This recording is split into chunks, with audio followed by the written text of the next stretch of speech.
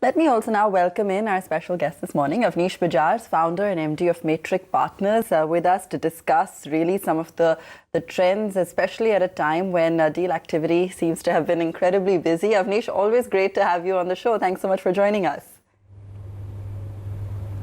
So, thank you, Ava. Good to hear your voice. I know we were supposed to do this a couple of weeks ago, and look how the world has changed. Absolutely. So sometimes it's better to do it early than late. Absolutely. I think at these days it's hard to tell which way the wind is blowing, but want to get your perspective. Given the kind of structural shifts that we're seeing currently in investments, particularly in the tech space, would you attribute this to conviction among investors in a larger structural story, perhaps?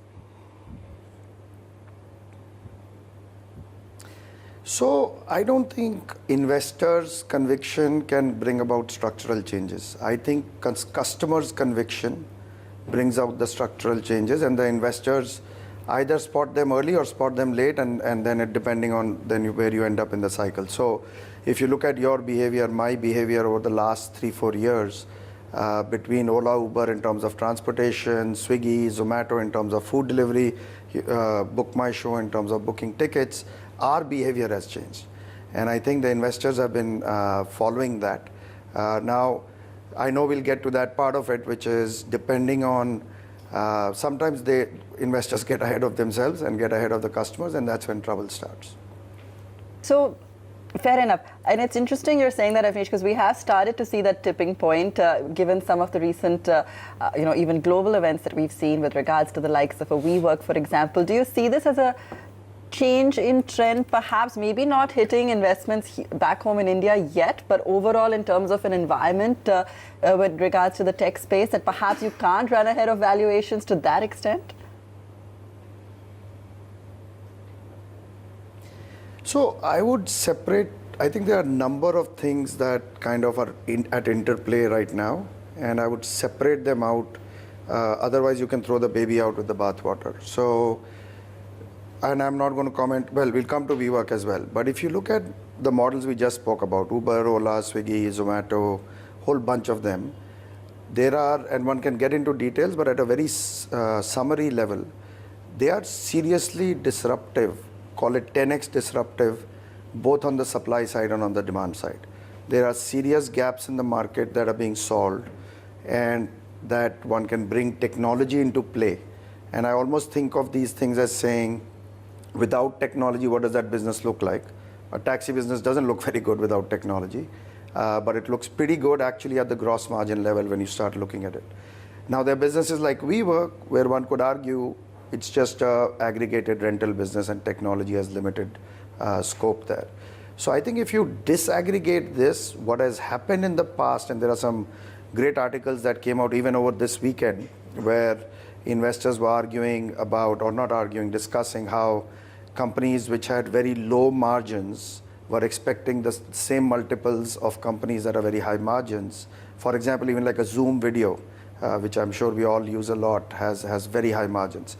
So when everything gets coalesced into each other and investors stop being nuanced about thinking through some of these things, that's when the problem starts. So then when the problem starts, just like on the way up, everything became kind of played into each other. On the way down, the same thing starts happening. And then frankly, as investors, that's when the best opportunities come about. So it's going to be painful. I don't frankly know, I wish I knew whether this is the beginning of the bursting of a bubble. Was there a bubble? Absolutely there was. I don't know if this is the beginning, because there have been a number of head fakes and false starts, if you want to call it. But I do think people are becoming much more discerning. And I think the level of capital flow one has seen over the last 2-3 years is going to dramatically slow down. Exactly when, I don't know. Hi, Aisha as well, joining in from the Mumbai studio. You just briefly highlighted and touched about Ola and Uber, so that really brings me to my next question, because recently the finance minister blamed the penetration of cab aggregators such as Ola and Uber, and the change in the mindset of the millennials who prefer to use them instead of actually owning them, that she blames is, leading to the decline in sales. And a whole host of other, car manufacturers as well say that this is one pertinent reason. While facts may dispel that notion, what are your thoughts? Tell us a little bit more about the future of cab aggregators, because you also are invested in Ola. Yeah. Hi, Aisha. There had to be a controversial question. So let me say, she's actually right. Unfortunately, that statement was made in the wrong context at the wrong time. If you actually look at the prior year, when the auto sales were growing, a lot of the sales were being driven by the cab aggregators, and so the Ubers and the Olas. It so happens that this year, the growth of the cab aggregators has slowed down. So is there a shift in the trends basis millennials? Absolutely. And frankly, she's right about that. In almost every business we have seen, and you would know that, millennials are on Instagram, not on Facebook. Well, actually, Generation Z may be on Instagram rather than Facebook. Snapchat is not, at least my generation, product. In fact, in a lot of our businesses, in fact, in consumer brands in the US and globally, a lot of disruption has come about because millennials just want a different experience. So I do think that the overall trend is right. Unfortunately, it was made in a context where it became a joke. The reality is, because of the changing customer preferences of millennials, who are now increasingly the highest buying power in the market, a number of businesses are getting disrupted, will get disrupted, and therefore new opportunities are coming out, and we are betting behind the trend.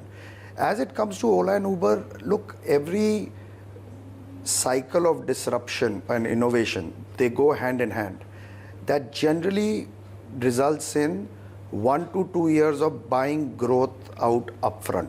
So I've seen this with Quicker and OLX. Flipkart, Amazon is well known. Uber, Ola now are going through. So what happens is that when that irrational competitive behavior starts becoming rational, there's 1 or 2 years of zero growth, sometimes even decline. Same thing happened with Flipkart and Amazon in about 2016-17. So to me, this is normal. This is very, very, it's a roller coaster ride for people like us. It's very hard to actually go through these stomach churning changes, but it's normal. As we move forward, are a ton of mobility problems still to be solved? Absolutely. So I think the growth is going to come back. The form factors are going to change. You're going to see a lot more two-wheelers. You're going to see a lot more three-wheelers. But again, like I said, it's normal, and I think this industry is making its way through unsustainable practices of the past, which brought growth forward, now kind of playing its way through a more rational period. Just one point on the financial viability of all these new tech startups, so to speak. I mean, starting off from WeWork, which is struggling with its IPO, to an Uber, wherein the founder himself, before the IPO, said, or I think the listing day, that it's never going to make money. Or for that matter, even back home, experiences that you have on Scootsies and Swiggies of the world, which are great for the consumer, but not really profitable. When do you actually see some of these platforms turn profitable and financially viable in that sense? I'm a venture capitalist. I don't think about profits. No, I'm joking. I again think it's nuanced. If you look at how some of the consumer brands were started in the country, whether it's Coke or Pepsi, they lost money for a long period of time. So let me again go back to the example we had earlier. Are you providing a 10x differentiated experience? If you are providing a 10x differentiated experience, generally you'll be able to make money. For that, you have to hook customers. I'm sure some of you would have read or heard about this whole notion of technology adoption curve, which starts with early adopters, then there's a chasm, then you get to get the mass and stuff like that. The reality is early adopters, no problem. But if you have to become a very large business, you have to get people who are on the fence over onto your side. In order to do that, you have to incentivize them. This is normal. Coke, Pepsi and all sold below bottling cost in the country for a long period of time. Like I said, if you are providing a 10x differentiated experience, at some point you need to be able to make money. I am a very avid user of Scootsie. They have started charging a 50 rupees delivery fees. I didn't know when, and my behavior hasn't changed. Book My Show, I remember when we started, they used to lose money on every ticket. Then they lobbied with the government, they were allowed to start charging an internet handling fee. Now when I book, I don't even know how many charges they're putting in. They are all starting to make money because it's a 10x experience. Again, if we put WeWork in that, I don't think that applies. So at least when, and by the way, we get it wrong often, but when we are looking at investing in businesses, we do think hard about this, saying, is this a 10x differentiated experience? We have some ways of measuring customer loyalty and how many times a customer is coming back.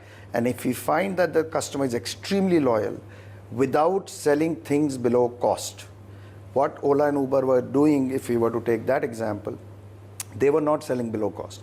They were making money on the ride, but they were pumping it back to the drivers. So if you can make money while providing a 10x experience, I think on a ride or on a particular unit, then I think ultimately you'll be profitable. Now, the bad news is over the last 4, 5, 6 years, the cheap availability of capital and some of the large investors in the world essentially encouraging founders to delay IPOs resulted in this problem. If you don't have to do an IPO, you don't have to think about profitability. Well, as you all know, as we all know, it's changing.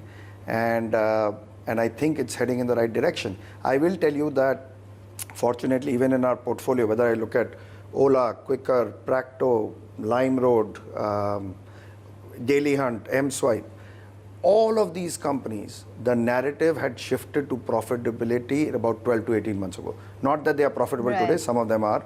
Quicker broke even in India, Quicker broke even, Ola broke even in India.